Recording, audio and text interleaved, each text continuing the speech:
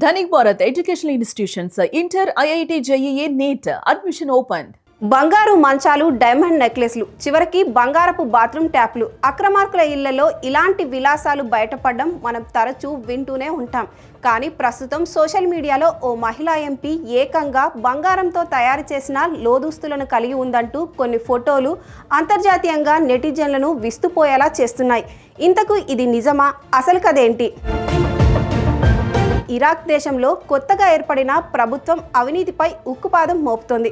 ప్రధానమంత్రి ఆలీ అల్ జైదీ నేతృత్వంలోని ప్రభుత్వం ఆపరేషన్ డాన్ క్రాక్డౌన్ పేరిట సాధారణ పోలీసులు లంచాలకు లొంగిపోతారనే ఉద్దేశంతో దేశంలోనే అత్యున్నత రక్షణ విభాగమైన కౌంటర్ టెర్రరిజం ఫోర్స్ రంగంలోకి దించి అర్ధరాత్రి తెల్లవారుజామున అవినీతి తిమింగలాల ఇళ్లపై మెరుపు దాడులు నిర్వహిస్తోంది.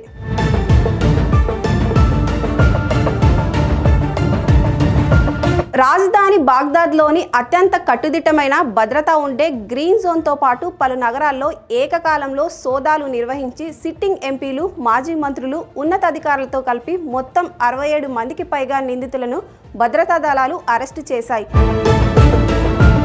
ఈ దాడుల నేపథ్యంలో ఇరాక్ మహిళా ఎంపీ ఇన్హల్ అబ్బాసీ ఇంట్లో జరిగిన సోదాలో ఏకంగా సుమారు 475 కోట్లు, 27 కిలోల స్వచ్ఛమైన బంగారంతో పాటు బంగారంతో తయారు చేసిన బ్రా, అండర్వేర్ సెట్ లభించిందంటూ సోషల్ మీడియాలో ఫోటోలు వైరల్ అయ్యాయి. దీంతో అంతా షాక్ అయ్యారు. ఆమెపై తీవ్ర ఆగ్రహావేశాలు వ్యక్తమయ్యాయి. దోచుకున్నదే కాకుండా బంగారంతో లోదుస్తులు తయారు చేసుకోవడం ఏంటి అని అంతా విస్తుపోయారు.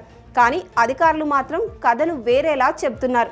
ఇరాక్ మహిళా ఎంపీ ఇన్హల్ అబ్బాసీ అరెస్ట్ అయిన మాట వాస్తవమే, కానీ భారీగా డబ్బు, బంగారం దొరకలేదని వివరించారు. అసలు నిజానికి ఈ భారీ మొత్తంలో నగదు మరియు కిలోల కొద్ది బంగారం మరొక మహిళా ఎంపీ అయిన ఆలియా నసీఫ్ నివాసం నుండి స్వాధీనం చేసుకున్నట్లు వెల్లడించారు. దీంతో ఆమెతో పాటు మాజీ ప్రధాని మొహమ్మద్ షియా ఆల్ సుడానికి చీఫ్ ఆఫ్ స్టాఫ్గా పనిచేసిన ఆమె కుమారుడిని కూడా సెక్యూరిటీ ఫోర్సెస్ అరెస్ట్ చేశాయి.